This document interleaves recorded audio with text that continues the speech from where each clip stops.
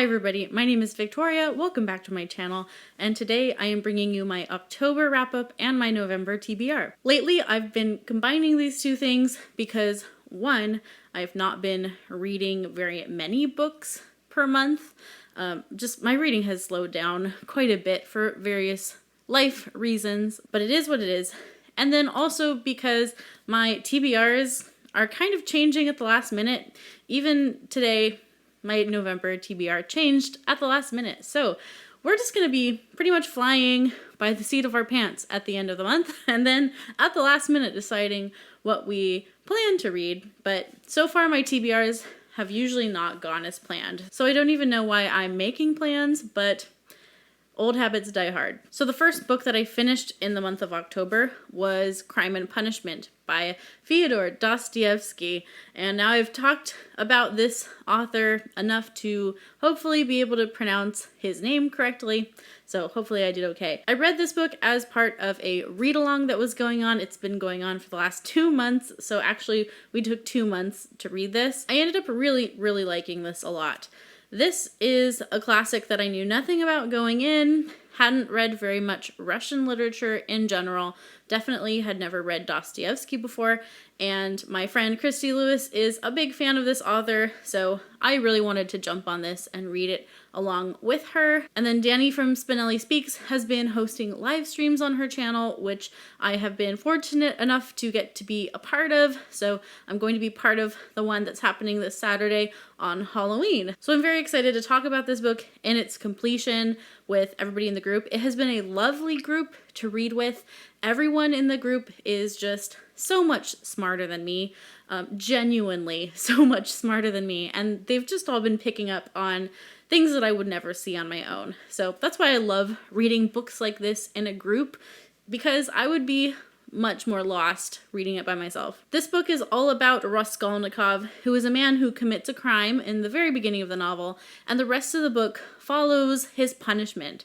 We see some internal punishment from himself. We also see the external consequences, and this book in the end is really about the amount of evil that we are capable of as people, how we justify evil to ourselves. What really clinched this book for me as an excellent classic was the ending. The ending is not all doom and gloom how a lot of this book feels. This book feels really dark for a lot of it. You're looking at just really grim situations, poverty, darkness, corruption. I was expecting this book to end in a bit of a more hopeless way. To be honest, I was expecting more of a tragedy, and that's not what I got. And I'll just leave it at that because I wouldn't want to spoil this for you at all.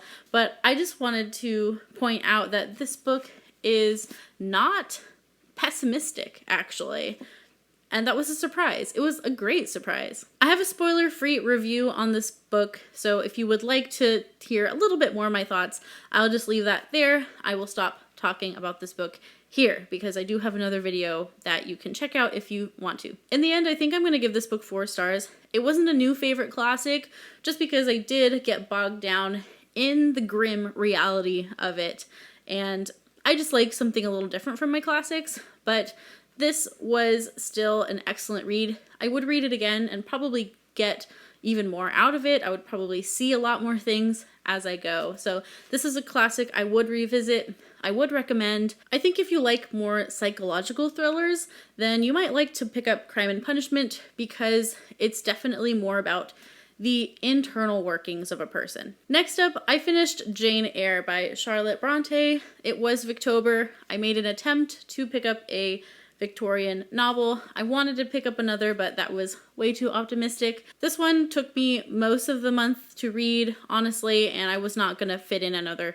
Victorian literature book, especially the one that I wanted to read was giant. It was Wives and Daughters. I was not going to fit in Wives and Daughters this month. No way. Jane Eyre was a reread for me, and I saw that Kate Howe and Emily from Novel Novels were hosting a read-along, and I really wanted to participate. I did read the book, but I wasn't able to make it to the Zoom discussion, and also they were watching the movie, and I realized the movie watching party was in the middle of my work day, so that was my fault for jumping in on a read-along that I realized I couldn't actually participate in personally, but there is a whole Zoom discussion posted, I think on Kate Howe's channel. I'm gonna go watch that video while Jane Eyre is fresh in my mind. But if you don't know about Jane Eyre, it's basically following this young lady. She is very humble, comes from humble beginnings. She's an orphan. Pretty early on, you realize that she is alone in the world. She goes to boarding school. She becomes a governess. A lot of these things followed Charlotte Bronte's actual life. Charlotte Bronte was also a governess, and so there's some parallels in here to experiences that she had. I also did a video about Charlotte Bronte this month. I will link that for you in case you're interested. I did a little author research on her, and it really did bring Jane Eyre to life for me in a different way. So I'm really glad that I did a little research on Charlotte Bronte. At the end of the day, though, this is a romance. This is a romance classic. Hands down, no doubt. And I do love the romance in this book. There are some problematic things now rereading it, picking up on things here and there where it wouldn't necessarily be considered romantic to speak to a woman in certain ways. I feel like Mr. Rochester is sometimes a little bit condescending. I feel like he gets her attention by insulting her a little bit, and that to me was a little bit sketchy. I didn't remember that part of it. I read this so long ago, but I remember loving it, and I did love it. I loved it again, but I would say Mr. Rochester is not a perfect gentleman like I had imagined him to be. I still love this classic. It's still 5 stars. I will still reread this, and thank you, Kate and Emily, for hosting a read-along and reminding me that I wanted to revisit this book. I'm very glad I did. It was a very enjoyable, passionate, romantic read. Next up, I picked up Edgedancer, which is a short story novella about the Stormlight Archives and set in the world of Roshar. It follows a certain character from Stormlight Archives. I read Edgedancer in here. This is Arcanum Unbounded, and it has a bunch of different short story works from the Cosmere, just a random collection of things that Brandon Sanderson has written. And Edgedancer was really entertaining. I loved the particular character that we followed. I don't want to tell anything because if you haven't read them, it's maybe a little bit of a spoiler, even if I talk about the character.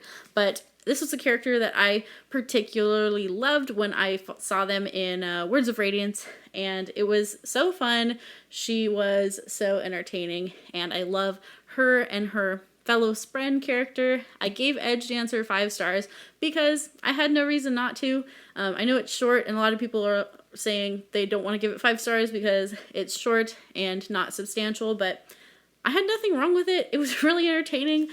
We do get a little bit of information also, and a little bit of furthering of the plot.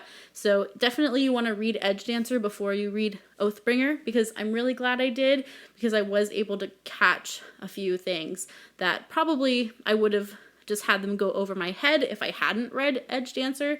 So I do think it's really helpful to squeeze this in before you read Oathbringer. I definitely have not read all of the stories in here. I've read 2. I've read Emperor's Soul and Edgedancer, and I would love to pick this up and start working my way through it. There's a lot of different things in here, but I have to do a little research. I think Mistborn's Secret History is in here, and I think I can't read that until I finish Mistborn Era 2. So I need to do that first, and then I'll probably come back and finish all of the stories in Arcanum Unbounded. I don't know if I'm saying Arcanum right. Arcanum? Arcanum? I don't know. And then finally, the big honker book that is taking up all of my time. Oathbringer by Brandon Sanderson. This is a thick boy. It's a thick, thick boy. All right, so about halfway through Oathbringer. Definitely haven't finished it yet, but my thoughts so far. It is a setup book. It feels like a setup book already. With the ending of Words of Radiance, we had a lot of things come to a conclusion, and I feel like this book is now building up for the next set of events, right? So it feels a little bit like that slower pacing of the beginning of The Way of Kings. You get that feeling towards the beginning of this book. However, this still has had a lot of action, a lot of information. I love that we are getting some answers. Finally, we're getting some answers about how this world works. We're getting some more information that we've been just kind of wondering about ever since the prologue of The Way of Kings. We've been wondering about. We're finally getting some answers, and I'm loving that about Oathbringer. But it's not necessarily a page turner for me. It's slow going. I have to kind of read it like an assignment right now, and I don't want to feel that way. I think it's going to change, and it does change here and there. Some of the interludes in this I've really loved. A couple in particular, I loved Kaza's interlude, and Taravangian is also really interesting. Without giving away any spoilers, I like their interludes. We learn a lot more about different people groups. Man, it's hard to talk about this spoiler free. It's really impossible, so I should really just stop. Anyways, halfway through Stormalong 2020, we're doing live streams. If you are following along, we will see you soon in a live stream. I also am doing, sometimes I do read with me videos on my channel. We're going to do one this Sunday. And this Sunday, we also have Christy Lewis and Jade from Bedtime Bookworm who are going to read with us this Sunday. So we're excited. If you want to come hang out with us, read Oathbringer with us, or read anything else, you can join us without reading Oathbringer. I would love to have you just hang out with us on a Sunday afternoon. Okay, let's talk about November. So I again have way more books on this TBR than I can finish. This is not new. This is something that apparently I do every month. But first up, I feel terrible because I am the one that suggested The Shining for Michael Knipp's Patreon. I'm pretty sure I was the one that nominated this one. And then guess who didn't read it? This girl. So I do want to finish this in November. I started it a little bit, like a chapter, but I haven't had time to pick it up. So this weekend I'm going to be reading a lot of The Shining, I think, and trying to start getting some momentum in here. I love the movie The Shining. It's seriously one of my favorite scary movies. I know the book is going to be really interesting to compare to the movie because I've heard they're very different, and I'm excited. It's still kind of spooky season, you know, it's still fall, November, even though Halloween's coming to an end. We can still read The Shining. Actually, I realized today that this is a much better book for the winter time because it is set in the winter. So, not sure why I didn't think to save it for the winter, but oh well, we're going to read it now. Oh yeah, synopsis about The Shining. Well, there's a man and his family, and he gets a job as a hotel caretaker for this hotel that closes in the wintertime. He's going to go up for the winter. He's bringing his whole family. And then stuff happens when he gets there. Also, does it go without saying that I'm going to finish Oathbringer in November? I'm definitely going to finish Oathbringer in November, 100%. Very excited. Rhythm of War comes out in November. With the Stormalong 2020 group, we are finishing this a couple weeks after Rhythm of War comes out. And I will probably take the whole time to finish it. Knowing me, I probably won't start Rhythm of War until December. So this one will be finished in November. This next book I'm super, super excited to read. I am participating in a couple of Discord groups now, and so this one luckily falls under 2 of them. This is following under the read-along for November for both Michael Knipp's channel and also Shelf Space, which I have just recently started looking into and joining, and this will be my first Shelf Space read. So super excited about this, super excited to discuss it. I've heard nothing but good things about this book. It is a Japanese military-inspired fantasy, which sounds like something I haven't really read much of before, so I'm very much looking forward to trying this out. It's a fantasy vein that's a little bit different from what I've been reading. I've been reading mostly Sanderson, so I'm finally reading some fantasy that's not Sanderson.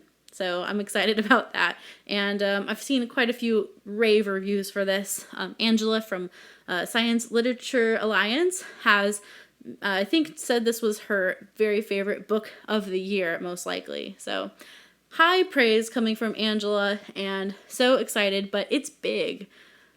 This might be the only other book that I end up finishing other than The Shining and Oathbringer. So if I only read those 3 books, I wouldn't be surprised because this is quite chunky.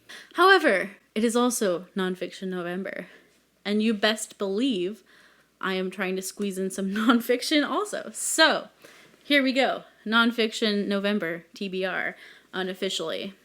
First of all, I am definitely going to read this. The Case for Faith by Lee Strobel. I am buddy reading this with Naomi from Naomi's Bookshelf, and we will be reading this in the second half of November, because I was thinking I will have a week off from work in the week of, what's it called? Thanksgiving. Wow, I just forgot the name of Thanksgiving. So if I get behind on things, I do have a week off from work over Thanksgiving. I would hopefully have a little bit extra time to read. So we are going to be reading this together. I have read The Case for Christ and also The Case for the Creator. This is, I think, the only case book that I haven't read of his. This is a nonfiction that deals with faith and doubt, and how do we know that what we believe is true, questions of authenticity in faith, and etc., etc. Also, just decided today that I'm gonna try to squeeze in this book. This was a last minute decision. Man's Search for Meaning by Viktor E. Frankl. I just bought this book in a recent used bookstore haul extravaganza, and so I just bought this. Christy Lewis saw it on my book haul, and she was like, hey, I'm gonna read that with another friend. Do you want to read that with us? And at the time I was like, I do not have time for that. And then she was like, actually, we're going to talk about it on November 8th. So maybe you do have time for it. And I'm like, I'll try, Christy. So I'm going to try.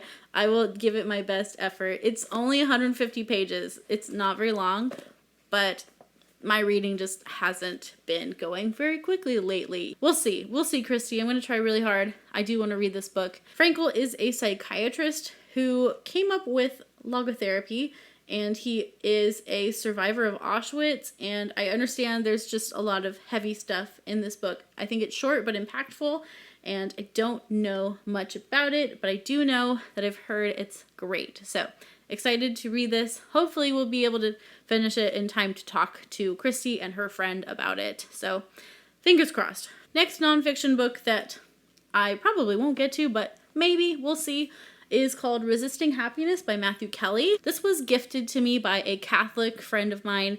I believe this is sort of like a self-help book with a Catholic flavor, and I adore my friend very much. I trust her judgment.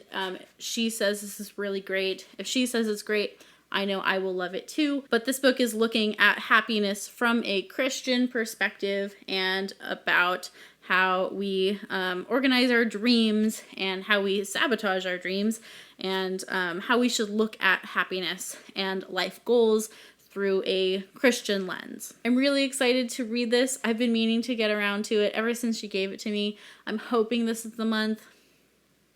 Probably not, but we'll try. And the last book that is a big maybe, a big fat maybe, is this one.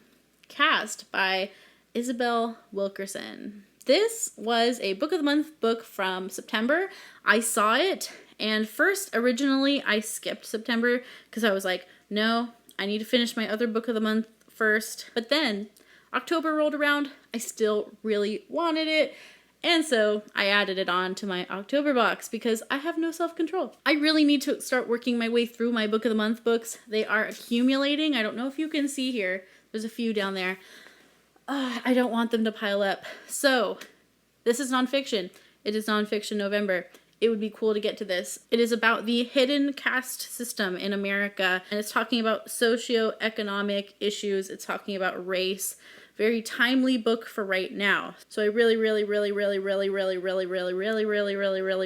to read this book in November. But look how long it is. It's also long. It is... okay, it's under 500 pages, which I'm not used to reading under 500 pages books lately.